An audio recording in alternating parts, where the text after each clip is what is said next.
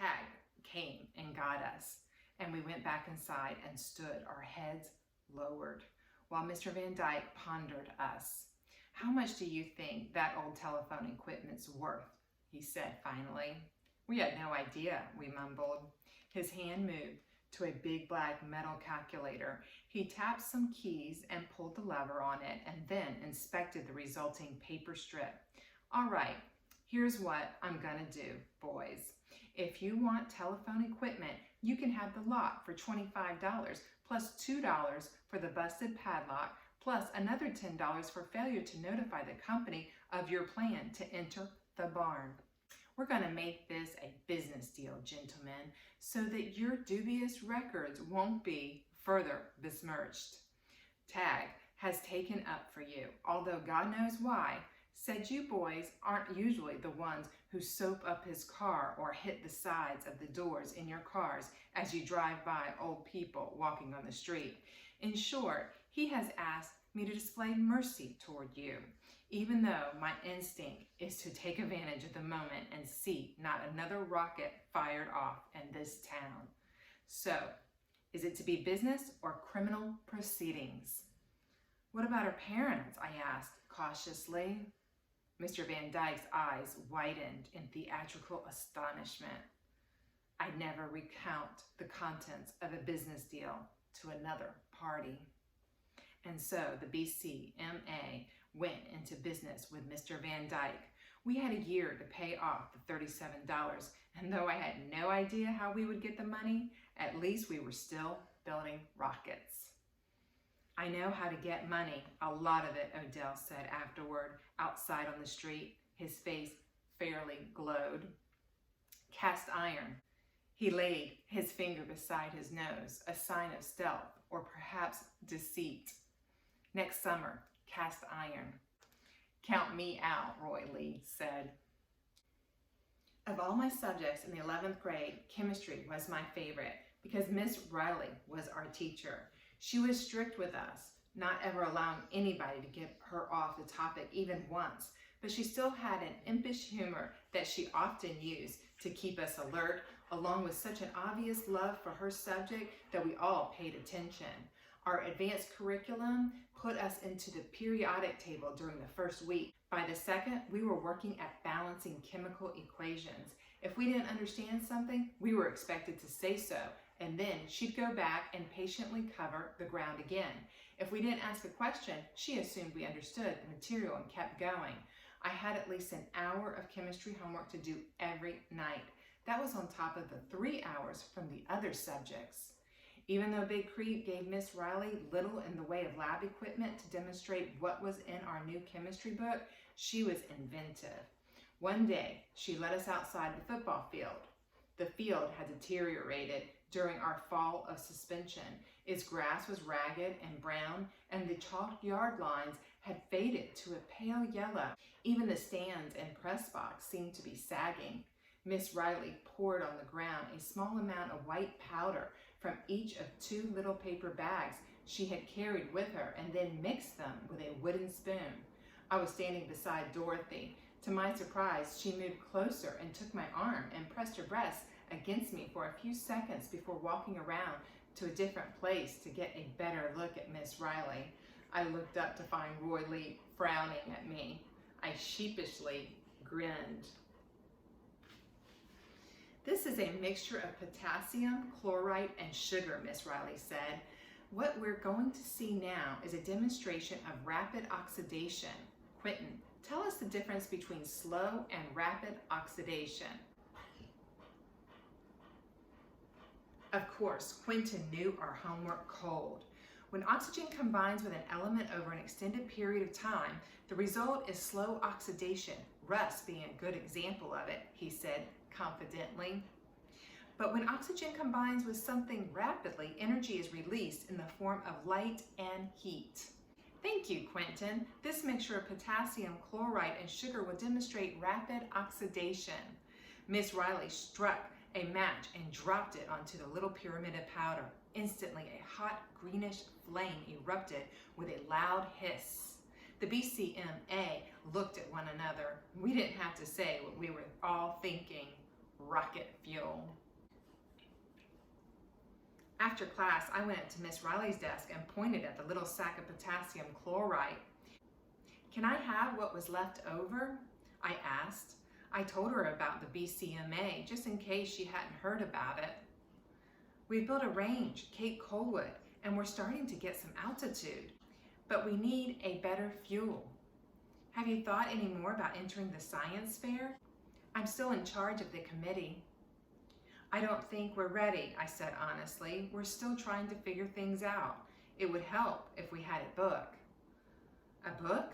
She cocked her head, thinking, "No, I can't say I've ever seen a book on how to build a rocket.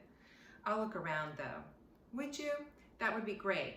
In the meantime," I pointed at the sack. She shook her head. "Sorry, it's all I've got. Anyway, potassium chloride is unstable under heat and pressure. It's too dangerous for rocket fuel." "What do your parents think about the BCMA?" My mother said, "Just don't blow myself up." She laughed and then seemed to ponder me as if I were some sort of puzzle. "Why do you build rockets?" She was easy to talk to, almost like a friend. "I guess I just want to be part of it, going into space," I told her. "Every time they launch something down at Cape Canaveral, it's like I just want to help out somehow, but I can't. If I build my own rockets..." I stopped, not certain I was making sense.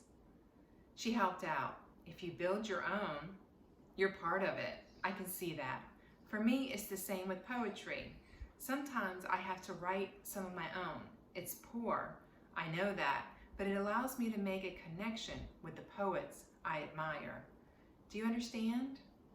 "I think so," I told her. No teacher had ever confided in me about anything to do with her personal life, the way Miss Riley had just done, almost as if I were her equal.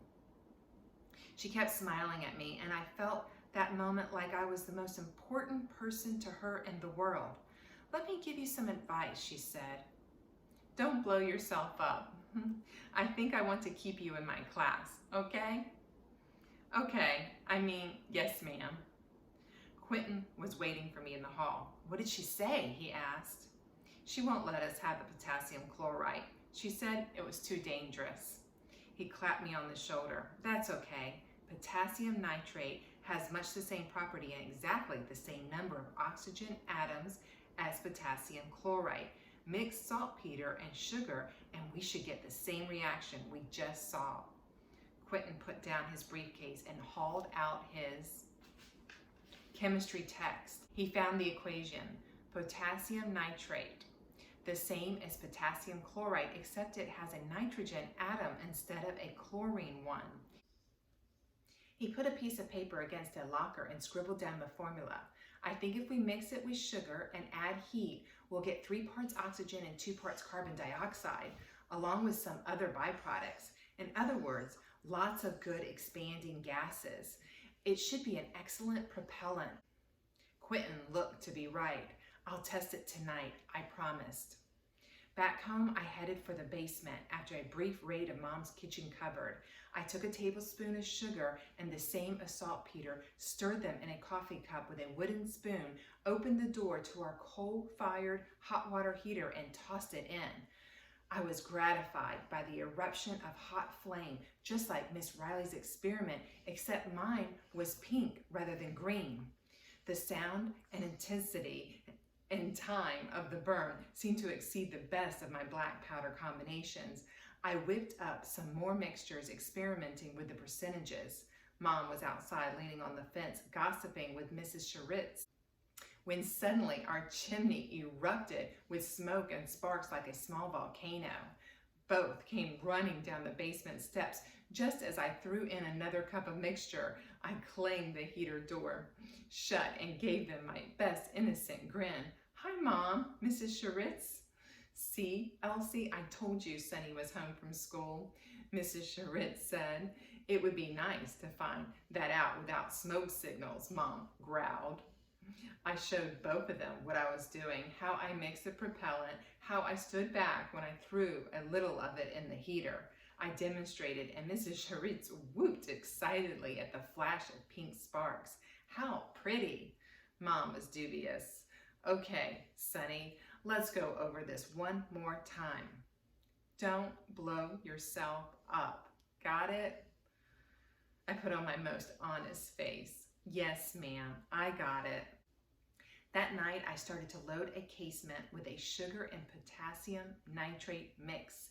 It was too granular to attempt to put a spindle hole down the middle, so I poured it in and tapped on the casement to settle the grain as best I could. Dad caught me at it as he came in from work. What now, little man? New propellant, sir. If it went off, how high would this house come off its foundation? Only a foot or two, I said. Attaboy, he said, and then kept going. Startled, I turned and watched him go up the steps. Attaboy? The following Saturday, the BCMA gathered and went down to the Cape for a test. This launch wasn't advertised because we had no idea how our new propellant of saltpeter and sugar would work. Ach 9 took off with a satisfying hiss, but it quickly died and fell with a plop not more than 100 feet from the pad. We recovered it and carried it back to the blockhouse to consider it. When I tapped it, a little debris fell out. Most of the propellant had burned. Sherman sniffed at it. It smells like candy, he said. Rocket candy, Odell chimed, and so coined our new term for the propellant. It seems to produce an ample exhaust, but it burns too rapidly, Quentin said. A loose mix in the casement may not be adequate. What we need to do is somehow pack more of it inside. I can try wetting it with the postage stamp glue in the next batch, I proposed. Sugar's awfully soluble, Quentin said, biting his thin lip. It may retain the moisture for a very long time. You may try it, Sonny, but the proof will be here on the range, of course.